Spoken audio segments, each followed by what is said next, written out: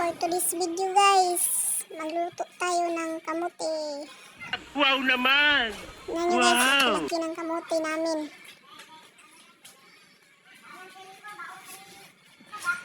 Sana all. Magluto tayo para may pang tayo, timo-timo ba?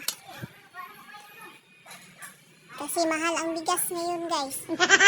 Kaya kailangan natin na may mga tayo pang timo-timo.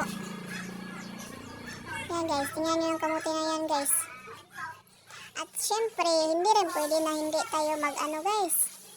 Syempre, nangahoy pala ako kanina tapos binugha ko na. Yan guys. Sana all. Syempre kasi hindi naman talaga pwede na lang tayo na magkain lang tayo ng kain tapos hindi naman tayo mangahoy. Sana Kailangan talaga all. na magkugi tayo guys. Kasi hindi pwede na tamad-tamad ka kasi may ka na, may pamilya. Kaya kailangan talaga. So ito nga pala Sana guys, all. naluto na pala yung kamote namin. Tingnan nyo, aso pa yan guys.